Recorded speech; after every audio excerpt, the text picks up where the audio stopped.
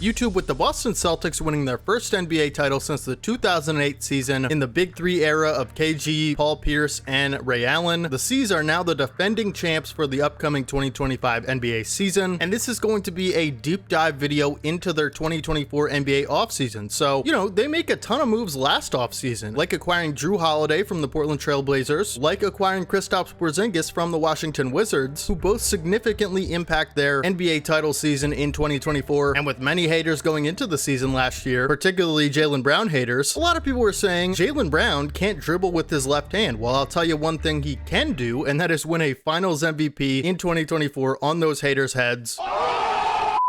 Folks, this is a Boston Celtics 2025 season deep dive where we're going to be going through every single move they've made in their offseason, which includes the NBA draft, free agency, trades, additions, re-signings, and departures. There's a lot to get through in this video, and I also am going to be explaining my takes throughout the video of why I think the Celtics are the team to beat across the league, not just because they are the defending champions, but because their roster is better than everyone else's as far as I'm concerned in 2025 going into the year. If I had to bet money on it right now, I would say the Boston Celtics will repeat as champions. I mean, there's no reason to think they will not be right in the mix, and have the best chance to win, even though a lot of teams in the Eastern Conference, like my 76ers, got better. They have to still be the favorites. I mean, unlike most defending champions, they didn't actually lose any significant pieces in the summer, all right? And while you might say, well, D-Habe, they didn't make any big additions either, my answer to that would be, so what? So as I mentioned, we're going to be diving through every offseason move they've made in great detail, and then after that's over, we're going to be talking about the entire roster, right? So a big roster inventory. We're going to go through player by player, what you can expect to see from them in 2025. Folks, the Celtics are the best team in the NBA, no question for me next season. It's going to take a real legit effort for someone to take them down, whether it's in the East or the West. Let's get right into the 2025 Boston Celtics deep dive, folks. Let's go. Really quick disclaimer before I get into the video. I said this about the Knicks, I'll say it about the Celtics too. I don't like your team. I'm just gonna be honest with you. I'm a 76ers fan. I'm not supposed to like your team, and I don't, quite frankly. But all kidding aside, I am going to do my best effort to do your team a lot of justice in this video. I'm gonna put all my biases aside for this video because I think it is important to give your team just as fair of a shake as I would any other team. I think I did okay with that with the Knicks, and I'm gonna do the same exact effort with your Celtics. So Celtics fans, don't be discouraged by the poster behind me. I promise you guys, I'm going to give your team as fair of a shake as I would any other team. We had to save the best for last, folks. The Celtics are the best team in the NBA, and that is why they're the last deep dive team in this series. Let's get right into the offseason, folks, and we're going to start with the re-signings because holy cow, there are so many of them to get through, including Jayson Tatum signing on a 5-year maximum extension worth up to $315 million, all right? So not only do you lock down your Finals MVP Jaylen Brown last season for a $300+ million deal, you also extend Jayson Tatum for a little bit higher of a price. And it's crazy because a lot of people are saying this is a bad contract. To be fair, it's not most people. I think a lot of people understand this is how the league works, and Jayson Tatum is clearly a max player. This is the direction it's going in with the contract sizes. But listen, man, at the end of the day, I don't think anyone could really dispute that Jayson Tatum is a top 10 talent in this league. For me, he's a top 10 player. If you want to say he's like 11th, I think that's fine, but I would totally disagree. There are plenty of meaningless arguments about who's better between JT and JB, but for me personally, I don't see how this isn't a W signing because listen, man, you lock down your franchise player, all right, and you lock down your other franchise player last offseason, and you have them both locked in, two of the best players in the league for over 5 years. So this isn't about how high the contract is. He's absolutely worth a max contract. I don't see the issue here. I think it's a W re-signing to secure your franchise player. I mean, I don't know how that's a bad thing. Derrick White also agrees to a 4-year contract extension with the Boston Celtics worth over $125 million. Listen, Derrick White, obviously one of the greatest role players in this league. He's an elite tier role player. You don't win anything last season without Derrick White, and you won't win anything in the future without Derrick White. So him extending on this $125 million 4-year contract is absolutely another W signing. I mean, this, I always talk about this in these deep dives. There was an underrated aspect somehow to retaining your best players, all right? So people say, oh, they didn't make any big additions. Well, they don't have to because they have the best roster in the league. league, all they're doing is extending those guys. That's what you're supposed to do, all right? So when you're the team to beat, you're not looking to make any big additions, all right? You're just looking to retain the guys that are making you the team to beat, and that's what the Celtics are doing. I think this is a fantastic re-signing again, locking in, one of your best players, one of the more versatile guards in the league. It was essential to your championship run in 2024 on a 4-year extension. Another W signing, give it up for the Celtics. As I mentioned, there are a ton of extensions to get through, including Sam Hauser, who, in my opinion, one of the league's best three-point shooters, right? This guy's a sniper out there, and he agrees to a 4-year, $45 million extension with the Boston Celtics. If it wasn't them, it was going to be someone else, man. Sam Hauser, absolutely worth this contract, no question for me. Listen, when you have players that are so great at getting into the paint and finishing in traffic at a high clip, like Jaylen Brown, like Jayson Tatum, these are slashing extraordinaires, all right? So when you have guys like that, they need room to operate, and Sam Hauser is a big reason why they have the room to operate. Shooters like him and Derrick White and Jrue Holiday and KP, they allowed, Jaylen Brown and Jayson Tatum to get to work. And I think Sam Hauser, obviously, if you just look at the raw numbers, this guy's a sniper. He had a big time role on this team as far as, spacing the floor goes. He's never averaged under 40% from three in his entire career, and I don't expect that to change. I mean, last season he upped the volume big time in a bigger role. This guy's a stud, no question. He's a big reason why you're so good. 42% from three on 6 attempts per game last season is no joke, folks. And while he might be a little bit limited defensively at times, I thought he took a big step up in the postseason at, the defensive end of the floor, all right? So he was competing with a lot of these other wings and doing everything he could. And I thought his defense was a little bit, underrated at times. And in the playoffs, if you look at the overall numbers, I know he was a little bit inconsistent at times, but he ended up strong, 38% in the playoffs from 3 on 4 attempts per game with good effort on defense. I don't know how you don't like this re-signing. Again, he was going to get that money somewhere else, so, why not retain one of your best floor spacers at the wing? Sam Hauser gets an extension, W move. You also, extend Luke Kornet on a 1-year deal worth $2.8 million, so basically a veteran minimum. And if you're not a big NBA fan and you don't watch a ton of Celtics games, you might only know Luke Kornet for the memes of the,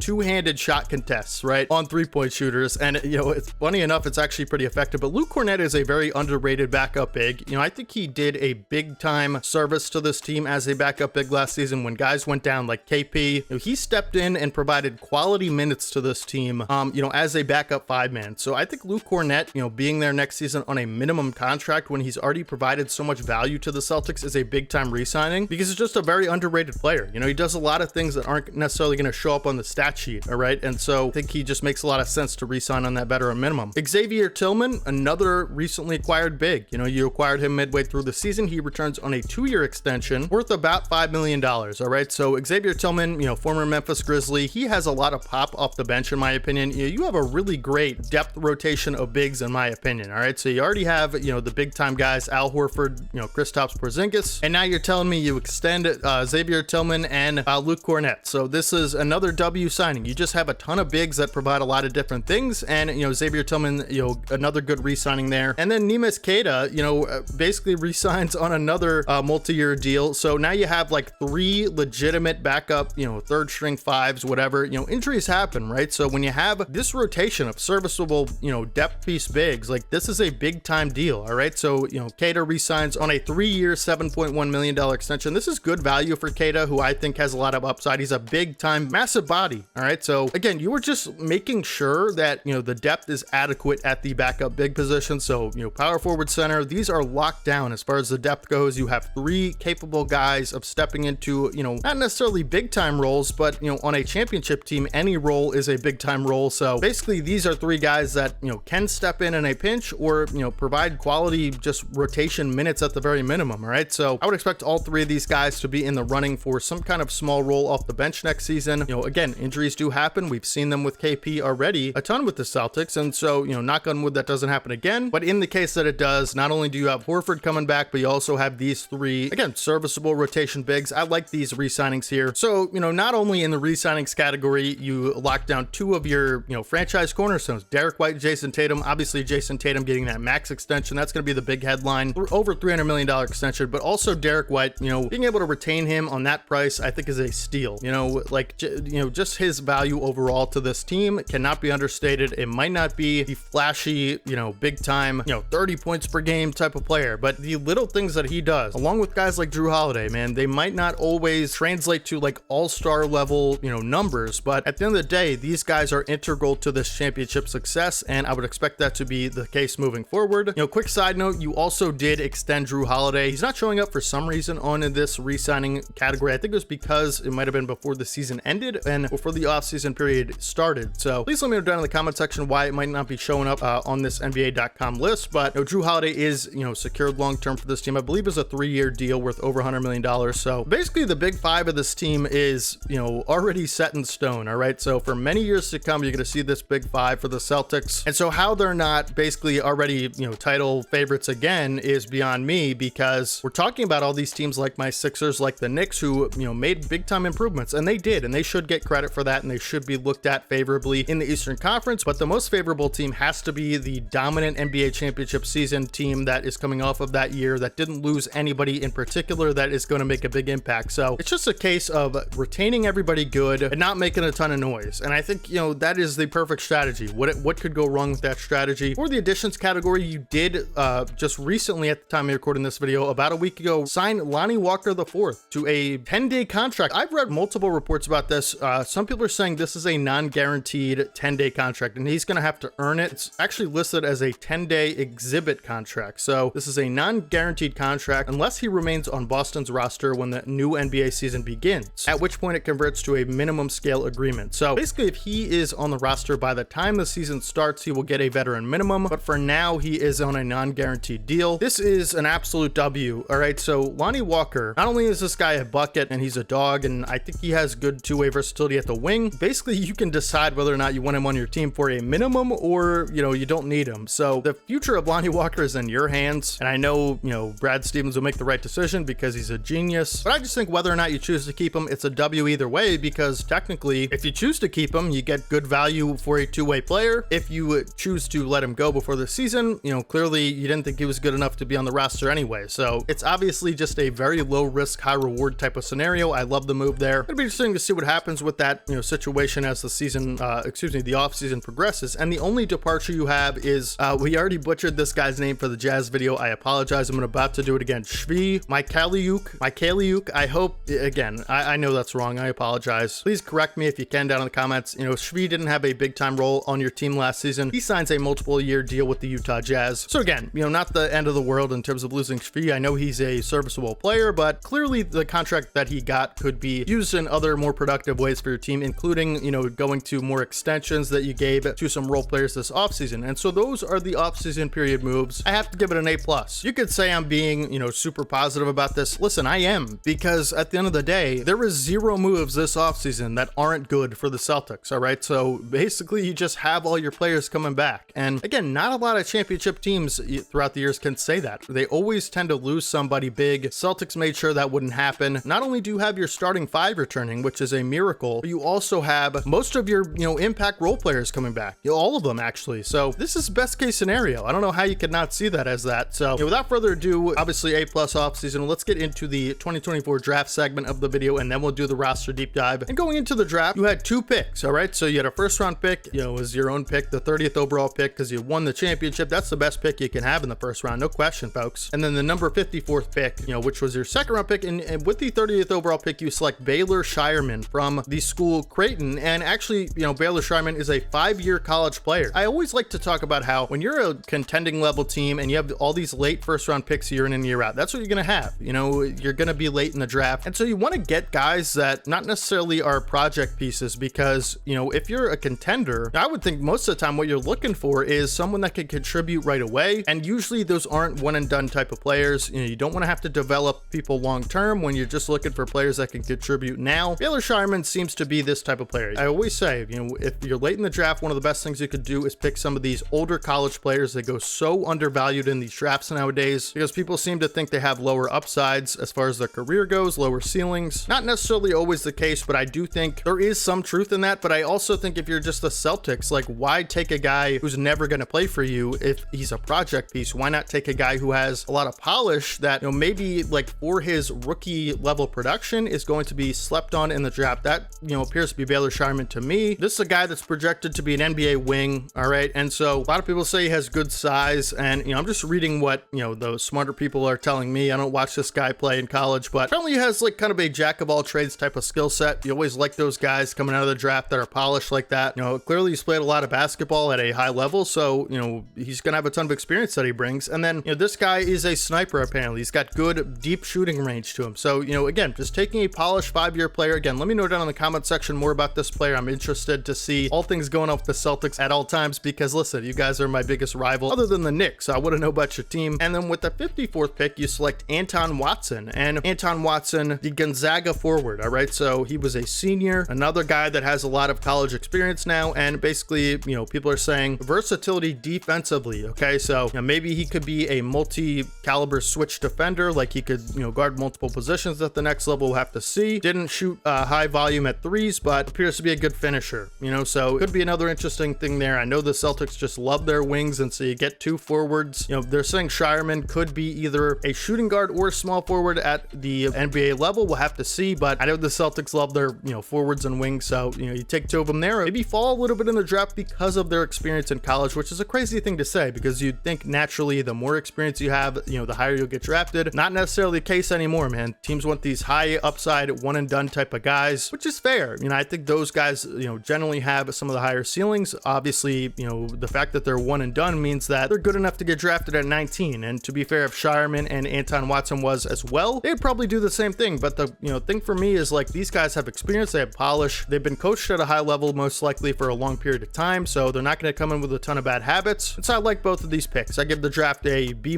C+. I think you did about as well as you could do in regards to, you know, having a 30th and 54th overall pick. You're not expected to necessarily hit on big time players because you don't necessarily need to play these two guys next season. And so I just think you wait and see on these guys. Maybe, you know, they sneak into a rotation at some point if an injury happens, but I don't necessarily think either of these guys will play too much next season, given that the Celtics have a ton of valuable players already. And so yeah, B-, B, solid B, you know, basically for anywhere from a C+ to a B. That's what I'd give this draft for the Celtics. Without further ado, folks, we've covered the offseason, we've covered the draft, I've given my whole little spiel on the Celtics so far. Let's get into the roster deep dive for the Boston Celtics for the 2025 season. My favorite part of the deep dive videos, folks. Let's go.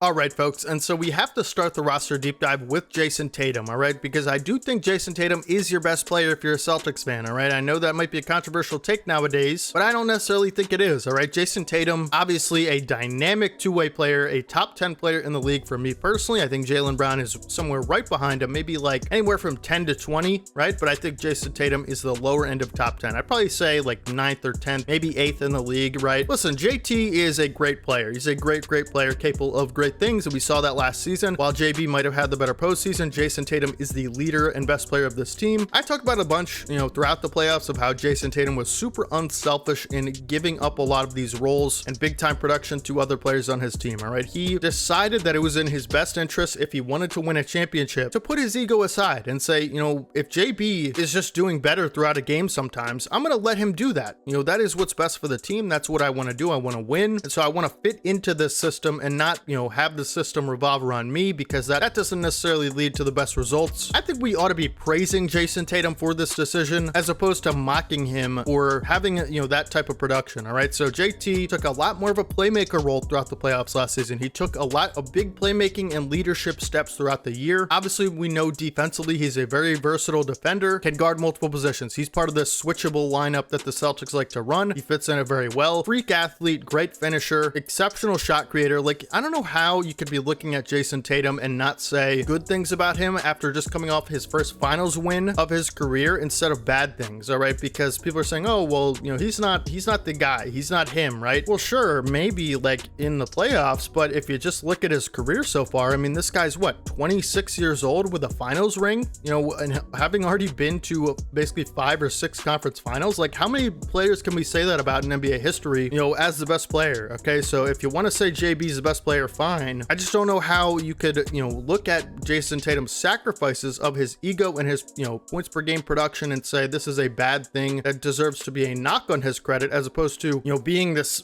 second best production player and winning a championship, a literal championship. All right. So listen, nothing but positive things here. I've defended Tatum, as far as these narratives go. I've made several videos on this, and I think he ought to be praised instead of mocked for winning a championship, whatever capacity he played in that role, whether it was the second best or the first best, like throughout the playoffs. Like, I just don't know how that's a knock on his resume as opposed to A plus, grade, right? So nothing but great things to say. And then, Jaylen Brown, another guy that we just happen to say great things about. It's gonna go both ways, all right? I've talked about on this channel really since I've started doing NBA content how JB is one of the more underrated players in the league. And hey, guess what? I was right about that, okay? Jaylen Brown, people have just ridiculed endlessly for not being able to dribble with his left hand. And he probably hears all that and goes, you know what? All right, hold this finals MVP, folks, because now the narrative, has completely flipped on Tatum. How about we just start appreciating these two players for the great, versatile talents that they are, all right? JB and JT at times throughout a game interchangeably are dynamic two-way, top of the league wings that can do it all on both ends of the floor.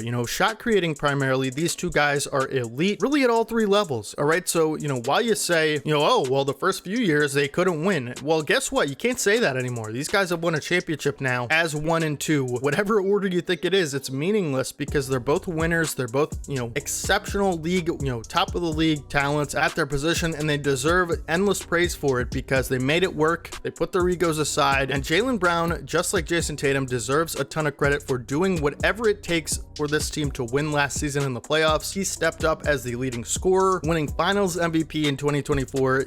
Much respect and, love to both of these guys. They get too much hate as far as I'm concerned, all right? Hating on finals MVPs and, finals champions at young age of mid to late 20s is crazy to me. I don't know who else we do this for, but certainly not many, right? So, you don't see Jokic getting this slander. You don't see a lot of these guys getting this hate. So JB and JT, all love for me. I don't even like your team, and, you guys are the two best players on it. So clearly when I'm playing your team, as a Sixers fan, of course I don't want you guys to shoot the ball exceptionally well, all right? But I'm a logical guy, and I'm able to spot disrespect when it happens. And so that's what I think's happening, all right? So whether or not I like your team has nothing to do with that. I will not engage in meaningless toxicity towards two players that are, NBA champions at this point who deserve nothing but respect. Kristaps Porzingis, folks, how much of an impact did he make? He was the X factor, all right? Listen, KP was injured throughout a lot of the playoffs, actually only played a couple finals games, but he made a big time impact, especially on game 1. He was like insane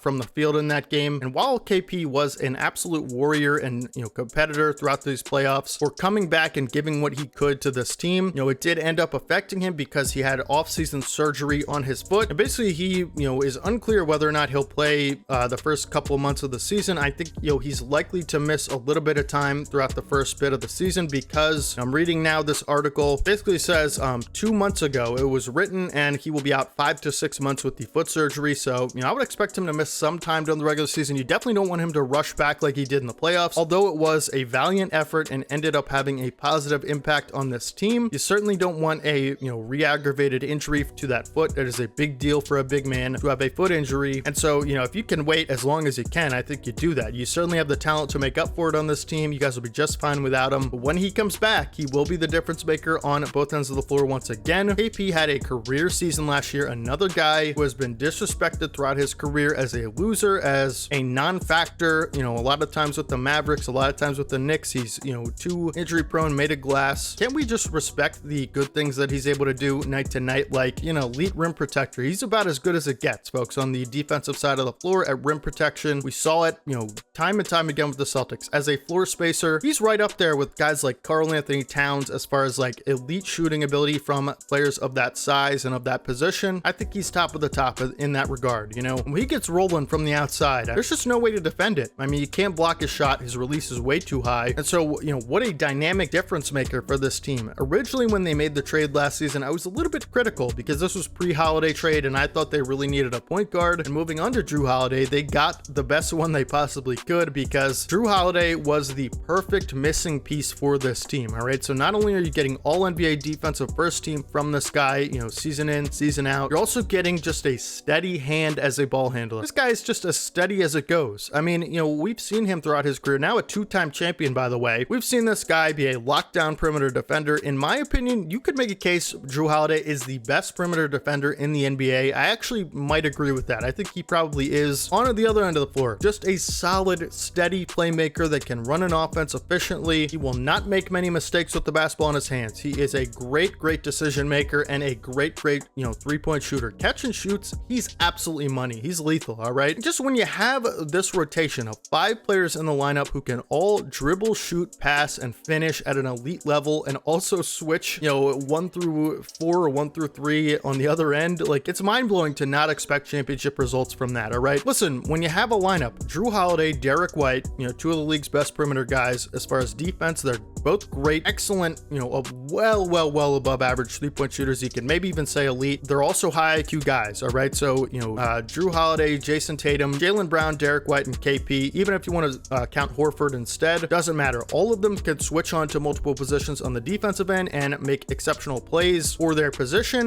We're talking about shot blocking, passing lanes, steals, disrupting ball handlers, right? Not only just the switchability, it is the playmaking as well defensively to do those things. Offensively, they can all handle the ball, they can all drive and kick, they can all finish around the rim, and they can all shoot lights out off the catch. Like this is just a harmonizing lineup that works. It really is basketball perfection when you watch it. And again, Jrue Holiday is a massive part of that. I mean, not only just the defense, he's going to guard the best perimeter player night to night and give you about as much trouble as you could possibly hope for him to give, but he also just is an elite playmaker, I think, and just decision maker. So just the missing piece for this team was Jrue Holiday. They've needed a point guard. That was the problem. I love Marcus Smart, but you just needed a guy like Jrue Holiday to stabilize an offense. That was the missing piece for me. Obviously KP was the X factor, but I think Holiday was the missing piece. Derrick White, again, this guy's probably not going to make an all-star team, but he really should, just because of everything that he does throughout a game that impacts the game in so many ways. All right, we talked about the dribble, shoot, pass thing. We talked about the elite 3-point shooting. I mean, last season in the regular season, 40% from 3 on 7 attempts per game. How about the blocks? All right, can we talk about how there are very few guards in NBA history, especially at his size of like 6'3" or 6'4", who average over a block a game, and Shea Gilgeous-Alexander being one of them that we see right now. We talk about Michael Jordan, Dwayne Wade. These are really the only guys that are going to be able to do that. Derrick White did it last season. He's an exceptional shot blocker for his position. He can basically guard anybody 1 through 3 pretty exceptionally well, and just another guy that just is part of this harmonizing lineup. Drive and kicks are exceptional. The efficiency and consistency offensively is immaculate. When you consider how some of these guys night to night can be a little shaky. We talk about Tatum and Brown. It is a little bit, I don't want to say inconsistent, but whether or not both of them will get 25 on good efficiency each night is sometimes up in the air. What you can count on is Jrue Holiday as well, but primarily Derrick White, to just hit big shots in big moments. All right, he's always going to give you efficient basketball on both ends. You never have to wonder which Derrick White you're going to get night to night, and that is such a stabilizing piece of this team. Every team needs a guy like this, all right? You could just count on night to night to show up and make big plays. One of the top tier role players along with Jrue Holiday in this league. They really should be all-stars, but they probably won't be because of their points per game totals, all right? So it's unfortunate to me that,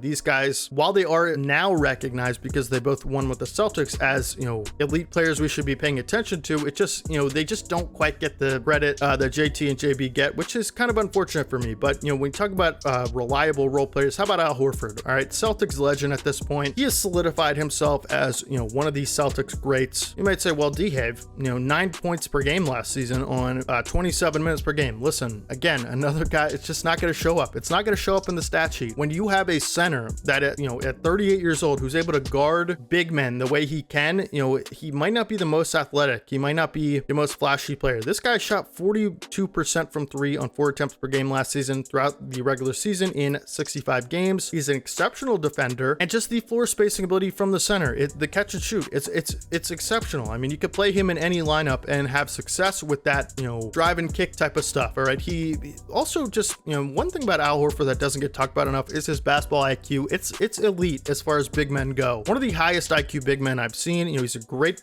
passer. He always has been throughout his career. We've seen it with the Celtics now for many years. So Al Horford's just a stud, and he's just another guy you can count on from the position night to night. Payton Pritchard, another big contributor for this team, and he's going to have a big role next season. I mean, this guy, has basically improved every year of his career as far as, production, minutes, all that stuff. He's a sniper, man. We saw those half-court shots, late in the games last year, at those buzzer beaters. I think he had 2 of them throughout the playoffs. It's just, it's insane, the Payton Pritchard half-court buzzer beaters there, but just a great point of attack guy. I think he's a pest on ball. I love his defensive, pest capabilities. We always talk about how how those guys are important, similar to a TJ McConnell type of on-ball pest for a smaller guy. But listen, this guy is a sniper from three. He's a good playmaker, another good decision maker with the basketball in his hands. You can rely on him to be your backup point guard next season and feel very, very good about it on both ends of the floor, really. And so I like him coming back. Another on-ball pest that, I'm so sad that left from my Sixers is Jaden Springer. You guys are in for a treat, Celtics fans, all right? You acquired Jaden Springer from us at the deadline last season. I hate that we traded him to you, and I hate that we traded him at all because I love Jaden Springer during his time here. He is a great athlete for a smaller guard. He's listed at 6'4", but I think he's a little bit, shorter than that, but he is an absolute terror defensively, all right? This guy's going to make some plays for you guys next season where you're going to be like, oh my goodness, I didn't know he could do that. The steals and the chase down blocks from a guard, it's just wild. If he's able to shoot a little bit more consistently from three, he has to have a role with his athleticism, his insane playmaking ability for the position on both ends. Like he's just a great young guy to have. He's only 21 years old, which is wild to me. This will be his 4th season in the NBA. I just love Jaden Springer. I'm so sad that he's on your team, and I'm so sad that we lost him in general because we did get a 2nd round pick for him, but he's a fun player to watch. You guys are gonna like Jaden Springer there. Maybe he finds a way to sneak into the rotation. I don't know. And then we talked about, a lot of these role player big men, right? Xavier Tillman, Queta, and Luke Kornet. These guys all have to compete for those minutes. I personally think Xavier Tillman's more of a power forward than a backup center. I think he's a pretty good one. He just has to be a little bit more consistent and efficient, primarily offensively, to be able to stay on the floor. Queta, he's a big body, probably the biggest body you have off the bench other than Kornet. I just like the size of both of those guys. If you're gonna, put them in a battle to compete for that role, I think it's a good competition. Sam Hauser, probably your backup wing. I don't think he starts next season, considering he might actually just start the season. Now that I'm thinking about it, he might be the guy that steps in for KP. It'd probably be Horford, right? So Horford will, start for KP in the absence, but Sam Hauser probably the first, wing off the bench, no question. He's your backup wing. You lock him in on that long-term extension. I love it. And then Jordan Walsh is another guard we just haven't talked about. Another guy that I think, along with Jaden Springer's have to compete for some of those minutes, as well as Lonnie Walker IV. So I think Jordan Walsh, Lonnie Walker IV, and Jaden Springer, they're going to have to compete for this last kind of spot to see who's going to make the roster and who's going to, go to the G League maybe, and who basically is going to be in line for like a 3rd string guard type of role. We're going to have to see, but mostly it'll be Pritchard, Holiday, and White. And I think you could see some substitutions for a guy like Springer, who I would like to win that job, and then maybe Jordan Walsh, who's also 20 years old, as a guard, or possibly, we talked about how Scheierman could be a wing, so it could be interesting to see what happens with that kind of role. I would expect Lonnie Walker to make the roster. I don't know why, with his type of offensive bag capabilities, he wouldn't necessarily make the roster, but you have a lot of great players. I mean, Jaden Springer certainly has to make the roster, I think, with his intriguing upside as a young guard. I like Jordan Walsh as well, so there's plenty of guys. We talk about the rookies, Anton Watson and Baylor Scheierman. They'll certainly probably make the roster. Anton Watson not necessarily signed, as far as I'm seeing here, on a guaranteed contract. We'll have to see. Either way, I like the roster to be the best in the league next season. I would expect another 60 win caliber season next year. With the absence of KP, please let me know down in the comment section if you have an update on that, Celtics fans, how long you expect him to be out to start the season, because if it is a couple months, that could decrease your win total a little bit, but I still think you're looking at 50 to 65 wins next season, just like last year. I believe it was 64. So again, I think low end at the lowest of low ends, not accounting for any health, because that's not how I do things. If everyone's healthy except KP, all the information we know now, I would expect 58 to 64 wins. All right. So if, nothing's an issue other than that, I think it's something in that range, but the East is a little bit tougher. I'm going to be honest. My Sixers got better. The Knicks got better. I think the Bucks got better. Like, there are a little bit more like high end of the conference type of competition teams for you. I'm sure you're thinking about my Sixers and laughing, because who's afraid of us, as far as top of the top. You guys just have our number. You destroy us every time. And I hope to not play you until the conference finals, but me even thinking we're going to make the conference finals is kind of laughable, because we just never do. We did get a ton better, and I think we have a lot more versatility to compete with you guys on both ends. But again, let me know down in the comment section, who do you think is your biggest threat next season? It could be us, could be the Knicks, could be the Pacers. We talked about the Cavs and the Heat. The Heat seem to always give you a tough series. So please let me know. Other than that, Celtics fans, hopefully you enjoyed the video. Please let me know all your thoughts on how I did with your team down in the comment section. Even though I'm a Sixers fan, I hope I could do okay with your team. I really tried. But again, you guys just have the best chance to win. I would, if I had to put money on who's going to win the finals next year, it would be you. It would be you. I'd bet bet, I'd bet it. But I hope I'm wrong. Personally, I do hope I'm wrong, but I hope you also have the best season you can. I root for every team to get the best results they can, even if it's the teams I hate. You know, you hate to see injuries, you hate to see wasted potential, underperforming. Like, I don't want to see that from any team. I want every team to give their best effort and play their best basketball they possibly can, and we have to be okay with whatever those results are as fans of the NBA, all right? Because while I am a Sixers fan, and while I want my Sixers to win, I don't want it to come from, like, you know, beating a team at their worst. Like, I want to beat the best at their best. I think that's the spirit of competition. That's what the NBA is all about. And so if we win on, you know, BS injuries and like stuff like that, that's just not even fun. You don't want to win like that. So I want to beat you guys at your best next season. I'm sure you would agree with that as well. We just need, for my Sixers, a healthy season. If we can play our best, then I think people are in trouble, even maybe you guys. But other than that, Celtics fans, let me know down in the comment section. Make sure you guys leave a like on the video if you guys did enjoy it. Really helps out the channel. I'm losing my voice here a little bit. I don't know if you guys can hear it. But yeah, leave a like, really helps out the video, helps new people find the video. Share it to as many people as you can, because we're grinding every single day. We upload all things NBA every day on this channel. So if you guys don't want to miss any more content, make sure you guys hit that red sub button down below. We're on the road to 14K. We're getting so close. And follow my Twitch. You know, other than dropping a like, subscribing, commenting, follow my Twitch channel. Link will be down in the description. If you guys are interested in 2K, it's actually coming out tomorrow at the time of me recording this video. So we're going to be doing a lot of 2K streams here coming up. I want you guys to be part of it. I want to engage with you guys in different ways other than the comments, although the comments are great. I just want to be able to talk to you guys real time, because that'll be fun. I think for me, you guys could talk to me about my takes, whether you hate them or like them, in real time, and watch me, you know, be bad at 2K. So hopefully guys do follow that, twitch.tv/dhave, the same handle as this channel, just, you know, dhave with a capital H and a capital D. Other than that, hope you guys have a fantastic rest of your day today. Good luck Celtics next season. Let me know down in the comment section what you think, and I will catch you guys in the next one. This is your boy dhave, and as always, peace.